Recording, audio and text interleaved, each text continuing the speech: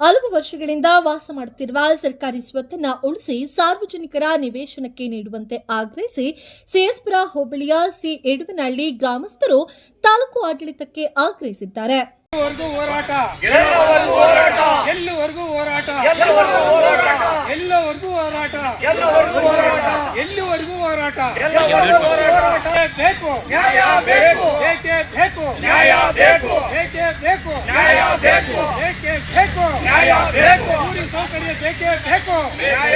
ಸಿಎಸ್ಪುರ ಹೋಬಳಿಯ ಸಿ ಎಡವನಹಳ್ಳಿ ಗ್ರಾಮಕ್ಕೆ ಹೊಂದಿಕೊಂಡಂತೆ ಉಂಗ್ರ ಗ್ರಾಮದ ಸರ್ವೆ ನಂಬರ್ 133ರಲ್ಲಿ ಒಟ್ಟು 13 ಎಕರೆ 20 ಗುಂಟೆ ಜಮೀನಿತ್ತು. ಈ ಜಾಗದಲ್ಲಿ 2 ದೇವಾಲಯ, ಶಾಲೆ, ಸುಮಾರು ವಾಸದ 54 ಮನೆ ಹುಳಿಕೆ ಮನೆಗಳು ತೋಟದಲ್ಲಿದೆ. ಇದೇ ಜಾಗದಲ್ಲಿ ಶ್ರೀನಿವಾಸ ಮೂರ್ತಿ ಕುಟುಂಬದವರಿಗೆ ದರಖಾಸ್ತು ಮೂಲಕ 4 ಎಕರೆ ಜಮೀನು 1961-62ನೇ ಸಾಲಿನಲ್ಲಿ ಮಂಜೂರಾತಿ ದೊರೆತಿದೆ ಎಂದು ಸುಳ್ಳು ಮಂಜೂರಾತಿ ಪತ್ರ ಕಂದಾಯ ಇಲಾಖೆಗೆ ಸಲ್ಲಿಸಿ ಖಾತೆಯನ್ನ ಮಾಡಿಕೊಂಡು ಸಾರ್ವಜನಿಕರು ವಾಸ ಮಾಡುತ್ತಿರುವ ಜಾಗ ನಮಗೆ ಸೇರಿದ್ದು ಎಂದು ಸರ್ಕಾರಿ ಆಸ್ತಿ ಕಬಳಿಕೆಗೆ ಮುಂದಾಗಿದ್ದಾರೆ. ಈ ವಿಚಾರವಾಗಿ ಸರ್ಕಾರಿ ಆಸ್ತಿಯನ್ನ ಉಳಿಸಲು ಜಿಲ್ಲಾ ಮತ್ತು ಉಚ್ಚ ನ್ಯಾಯಾಲಯದವರೆಗೂ ಕೂಡ ಸತತ ಹೋರಾಟ ಮಾಡುತ್ತಾ ಬಂದಿದ್ದೇನೆ ಎಂದು ಹಿರಿಯ ಮುಖಂಡ ನರಸಿಂಹಯ್ಯ ಆರೋಪವನ್ನು ವ್ಯಕ್ತಪಡಿಸಿದ್ದಾರೆ. ಸುಮಾರು ವರ್ಷದಿಂದಲೂ, ಎಷ್ಟು ವರ್ಷದಿಂದ ಇಲ್ಲಿ 1971 ಇದು ತಕರಾರು ನಡೀತಲೇ ಇದೆ. ಅಂತಿಮ ಇತ್ತೀಚೆಗೆ ಸ್ಕೂಲ್ ಆದಾಗ ಕೇಸ್ ಹಾಕಿದ್ದು ಸ್ವಾಮಿ 6-7. ನಾನು ಇದನ್ನ ಪರಿಗಣಿಸ್ಬೇಕು, ಅವರಂತೆ ಆದ್ರೂ ಬಿಟ್ಬಿಡೋಣ, ಸಾರ್ವಜನಿಕರಂತೆ ಆದ್ರೂ ಹೋರಾಟ ಮಾಡೋಣ ಅಂತ ನಾನು ನಡೆಸ್ತೆ ಸ್ವಾಮಿ. ಈಗ ತಾವೆಲ್ಲ ಗ್ರಾಮಸ್ಥರೆಲ್ಲ ಒಂದು? ಹೌದು ಸ್ವಾಮಿ, ಹೌದು. ಪ್ರತಿಯೊಬ್ಬರು ಗ್ರಾಮಸ್ಥರ ಒಂದು, ಅವರೊಬ್ಬರೇ ಒಂದು ಸ್ವಾಮಿ. ಮುಂದೆ ಏನಾಗಬೇಕು? ನಮಗೆ ಸಾರ್ವಜನಿಕರಿಗೆ, ಬಡವರಿಗೆ ಗುಡ್ಲು ಕಟ್ಕೊಂಡು ದಾರಿ ಸಿಕ್ಬೇಕು ಸ್ವಾಮಿ. ನಮ್ಮ ಅನುಕೂಲಕ್ಕೆ ಏನ್ ಬೇಡ, ಬಡವರು ಪ್ರತಿಯೊಬ್ಬರು ಗುಡ್ಲು ಕಟ್ಕೊಳಕ್ ಅನುಕೂಲ ಆಗ್ಬಿಡ್ಬೇಕು ಸ್ವಾಮಿ. ಮುಂದೆ ಏನ್ ಮಾಡ್ಬೇಕು? ಮುಂದೆ ಬಡವರಿಗೆ ಅನುಕೂಲ ಆಗ್ಬೇಕು ಸ್ವಾಮಿ. ಆಯಪ್ಪ ನಮ್ದು ಬರೇ ಮಿಸ್ಸಿಂಗ್ ಕಟ್ತಾ ಸ್ವಾಮಿ. ಪ್ರತಿಯೊಂದು ರೆವಿನ್ಯೂಯಲ್ಲಿ ಮಿಸ್ಸಿಂಗ್ ಕಡ್ದ ತಯಾರಿಸಿ ನಮಗಾಗೈತೆ. ತಾವು ದಯವಿಟ್ಟು ಸ್ಕೂಲ್ ನೋಡಿ, ಮಕ್ಕಳ ಆಟಕ್ಕೆ ಮೈದಾನ ಐತಾ ಇಲ್ವಾ, ಗೋಕಟ್ಟೆನೂ ಅಕ್ವೈರ್ ಮಾಡ್ಯಾರ ಸ್ವಾಮಿ. ನಾನು ಹೋರಾಟ ಮಾಡಿದೆ, ಸಾರ್ವಜನಿಕರಂತೆ ಉಳಿಬೇಕು ಅಂತ ನಾನು ಹೋರಾಟ ಮಾಡಿದ್ದೇನೆ ಹೊರತು ನನ್ನ ಸ್ವಂತಕ್ಕೋಸ್ಕರ ನಾನು ಹೋರಾಟ ಮಾಡಿಲ್ಲ. ಬಡವರು ಗುಡ್ಲು ಕಟ್ಕೊಂಡು ಸಹ ಅನ್ಕೊಂಡ್ಬಿಡ್ಲಿ, ಸಖತ್ವಾಗಿ ಹೋರಾಟ ಮಾಡಿದ್ದೀನಿ ಸ್ವಾಮಿ.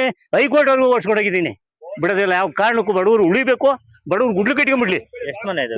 ಸುಮಾರು ಈ ಜಾಗದಲ್ಲಿ 54 ಮನೆ ಇದೆ ಸ್ವಾಮಿ, 3 ದೇವಸ್ಥಾನ ಸೇರಿ. ಇನ್ನು ಪಂಚಾಯತಿಗೆ ಅಕ್ವೈರ್ ಆಗಿಲ್ಲ, ಲಿಸ್ಟ್ ಮಾಡಿದ್ದಾರೆ. ಇನ್ನು 40 ಮನೆ ಗ್ರಾಮ ಕೆಳಗಡೆ ಇದೆ, ಪಾಟ್ಗಳನ್ನ ಕಟ್ಬಿಟ್ಟಿದ್ದಾರೆ, ಜಾಗ ಇಲ್ಲದೆ. ಆ ಪರಿಸ್ಥಿತಿ ಇದೆ.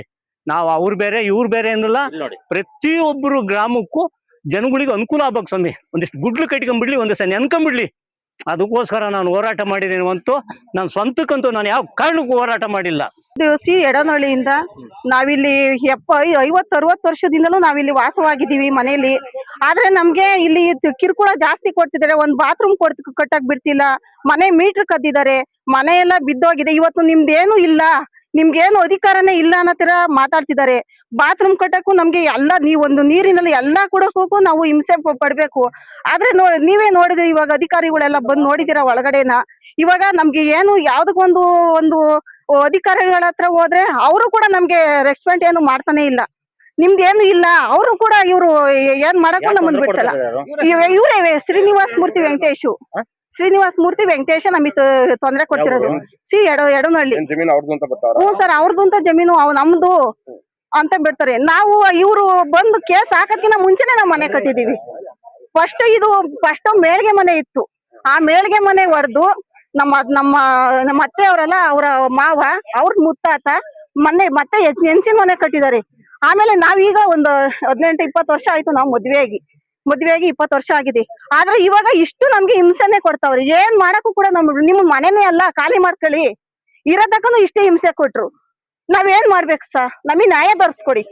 ಜಗದೀಶ್ ಮಾತನಾಡಿ, ಸುಳ್ಳು ವಿಲ್ಪತ್ರ ನ್ಯಾಯಾಲಯಕ್ಕೆ ಸಲ್ಲಿಸಿ ವಂಚನೆ ಮಾಡುತ್ತಿದ್ದಾರೆ. ಇವರು ಜಾಗದಲ್ಲಿ ಗ್ರಾಮಸ್ಥರು ಹೋರಾಟವನ್ನ ಮಾಡಿ ಗೋಕಟ್ಟೆ ಹಾಗೂ ಅಂಗನವಾಡಿ ಕಟ್ಟಡಕ್ಕೆ ಜಾಗವನ್ನ ಉಳಿಸಿಕೊಳ್ಳಲು ನಾವು ಸಾಕಷ್ಟು ಶ್ರಮವನ್ನ ವಹಿಸಿದ್ದೇವೆ. ಉಳಿದಿರುವ ಸ್ವಲ್ಪ ಜಾಗದಲ್ಲಿ ನಿವಾಸಿಗಳು ಮನೆ ನಿರ್ಮಾಣವನ್ನ ಮಾಡಿಕೊಂಡು ವಾಸವನ್ನ ಮಾಡುತ್ತಿದ್ದೇವೆ. ಆದರೂ ಕೂಡ ಇವರು ಜಾಗ ನಮಗೆ ಸೇರಿತು ಎಂದು ದೌರ್ಜನ್ಯವನ್ನ ಎಸಗುತ್ತಿದ್ದಾರೆ. ನಾವೇ ಹಿಂಸೆ ಹೋಗ್ತಿರ್ಲಿಲ್ಲ. ಈ ಕಳೆದ ಒಂದು 2 ತಿಂಗಳಿಂದ ಈಚೆಗೆ ಆ ಮನೆದು ಮೀಟರ್ ಕಿತ್ಕೊಂಡೋದ್ರು. ಅದಕ್ಕಿಂತ ಮುಂಚೆ ನಾವು ಹೋಗಿ ಬೆಸ್ಕಾಮಲ್ಲಿ ಇವನು ವಿಚಾರ ಮಾಡಿದ್ದಾನೆ, ಯಾರೋ ಶ್ರೀನಿವಾಸ ಬಿಟ್ಟಿದ್ದವನು ವಿಚಾರ ಮಾಡಿ ಎಸ್ ಓನ್ ಹೇಳಿದ್ದಾರೆ ಈ ಥರ ಎಂಕ್ವೈರಿ ಮಾಡಕ್ಕೆ ಬಂದಿದ್ದಾನು ಅಂತ ಹೇಳ್ಬಿಟ್ಟು ನಾವೇನು ಮಾಡೋದು ಆಯ್ತು ಸುಮ್ಮನೆ ಆದೋ ತಿರ್ಗಿ ಆದಮೇಲೆ 2 ಡೇಸ್ ಆದಮೇಲೆ ಮೀಟ್ರ್ ಕಳ್ತಾನೆ ಆಯಿತು. ಹೋಗಿ ನಾವು ಪೊಲೀಸರಿಗೆ ಕಂಪ್ಲೇಂಟ್ ಕೊಟ್ವಿ, ಕಂಪ್ಲೇಂಟ್ ಕೊಟ್ಟರೆ ಅವ್ರು ಕಂಪ್ಲೇಂಟ್ ತಗೊಳ್ಳಿಲ್ಲ, ನಮ್ಮ ಹತ್ರ ಇದು ಕಂಪ್ಲೇಂಟ್ ಇದ್ದದು ಮೀಟ್ರ್ ಇತ್ತೋ ಇಲ್ವ ಅಂತ ಹೇಳ್ಬಿಟ್ಟು ನೆಗ್ಲೆಕ್ಟ್ ಮಾಡಿದ್ರು. ಅದಾದಮೇಲೆ ಇನ್ನು 2 ತಿಂಗಳು ಈಗ 2 ತಿಂಗಳಿಂದನ ಅದಾದಮೇಲೆ ಈಗ ಮೊನ್ನೆ ಉತ್ತಿರೋದು ಆಯಿತಾ. ಇದೇನಾಗಿದೆ ಅಂದರೆ ಇದು ಗ್ರಾಂಟೇ ಫೇಕು, ಒರಿಜಿನಲ್ ಹೇಳ್ಬೇಕು ನೋಡಿ. ಇದೊಂದು ಕಾಪಿ ತಗೊಳ್ಳಿ ನೋಡಿ, ಇವ್ರಿಗೆ ಗ್ರಾಂಟ್ ಆಗಿರೋದು ಸ್ಕೂಲ್ ಎದುರುಗಡೆ ಇದನ್ನ ಈ ಬಣ್ಣದಂತ ಇದೆ, ಈ ಬಣ್ಣದ ಮಾರ್ಕ್ ಇಲ್ಲಿದೆ, ಈ ಸ್ಕೂಲ್ ಎದುರುಗಡೆ ಗ್ರಾಂಟ್ ಆಗಿರೋದು. ಈ ಸ್ಕೂಲ್ ಎದುರುಗಡೆ ಗ್ರಾಂಟ್ ಆಗಿರೋದು ಅಷ್ಟೇ ಇವ್ರು ಕೇಸ್ಗೆ ಹೋಗಿದ್ದು, ಸುಮ್ಮನೆ ಹೋಗಿಲ್ಲ. ಇದನ್ನು ಮುಚ್ಚುಮರೆ ಮಾಡಿ ಮೇನ್ ಜಾಗ ಹೊಡಿಬೇಕು ಅಂತ ಅವ್ರು ಬಂದಿರೋದು.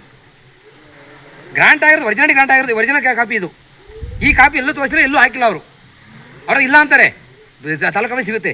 ಆ ಗ್ರಾಂಟ್ ಮಾಡಿದ್ರು ಬಂದು ಈ ಸ್ಕೂಲಿಂದ ಮುಂದೆ ಇರೋದು, ಅದನ್ನು ಮುಚ್ಚುಮರೆ ಮಾಡಿ ಮೇನು ಜಾಗ ಹೊಡಿಯೋಕೆ ಹೋಗಿರೋದು ಅವರು. ಆಮೇಲೆ ಈಗ ಇವರು ಮಿಸ್ಸಿಂಗ್ ಕರ್ತ ಮಾಡ್ಕೊಂಡು ಆ ಅಮ್ಮ ಸತ್ತೋದ ಮೇಲೆ ಒಂದು ಫೇಕ್ ವಿಲ್ ಕ್ರಿಯೇಟ್ ಮಾಡಿ ಈ ವಿಲ್ಲು ಕಾಣ್ದಂಗೆ ಹೋಗಿ ಅವರು ರಿಜಿಸ್ಟರ್ ಮಾಡಿ ಅದಾದಮೇಲೆ ಇವರು ಪಣಿ ಮಾಡ್ಕೊಂಡಿದ್ದಾರೆ.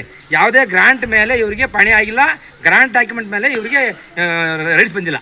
ಅದನ್ನು ಇವರೇ ಚಾಲು ಮಾಡ್ಕೊಂಡಿದ್ದಾರೆ. ಯಾರು ಗ್ರಾಮದವರಲ್ಲೇ ಯಾರು ಸಪೋರ್ಟ್ ಮಾಡಿಲ್ಲ, ಗ್ರಾಮದ ಒಬ್ಬರೇ ಹೋರಾಟ ಮಾಡಿದ್ದಾರೆ. ಅವರು ಸ್ವಂತಕ್ಕೋಸ್ಕರನಲ್ಲ, ಸ್ಕೂಲ್ಗೋಸ್ಕರ, ಗ್ರಾಮಕ್ಕೋಸ್ಕರ. ಇವತ್ತು ಗ್ರಾಮ ಹಿಂದುಳಿದಿದೆ, ಅಲ್ಲಿಂದ ಒಂದು ರೋಡ್ ಮಾಡಕ್ಕೆ ಬಿಟ್ಟಿಲ್ಲ, ಒಂದು ಪೈಪ್ಲೈನ್ ಮಾಡಕ್ಕೆ ಬಿಟ್ಟಿಲ್ಲ, ಅಲ್ಲಿ ಯಾರನ್ನ ಅಡ್ಡ, ಅದು ಗ್ರಾಮದ್ದೇ 13 ಎಕರೆ. 13 ನಾವು ಕೇಳ್ತಾ ಇದ್ದೀವಿ, ಆಯಿತು ಅವ್ರಿಗೆ ಗ್ರಾಂಟ್ ಆಗಿದೆ ಅಲ್ವಾ, ಆಗಲಿ. 13 ಎಕರೆಯಲ್ಲಿ 4 ಎಕರೆ ಜಮೀನು ಅವ್ರದ್ದೆಲ್ಲ ಇದೆ, ಪೋಡಿ ಮಾಡ್ಕೊಂಬರಲಿ, ನಾವು ಬಿಡ್ತೀವಿ ಅಂತ ಹೇಳ್ತಾ ಇದ್ದೀವಿ. ಪೋಡಿ ಮಾಡ್ಕೊಂಡು ದುರಸ್ತಿ ಮಾಡ್ಕೊಂಡು ಬರಲಿ ಅವರು, ನಾವು ಬಿಡ್ತೀವಿ. ಈ ವೇಳೆಯಲ್ಲಿ ಸಿ ಎಡವಿನಹಳ್ಳಿ ಗ್ರಾಮಸ್ಥರು, ಮುಖಂಡರು ಹಾಜರಿದ್ದರು.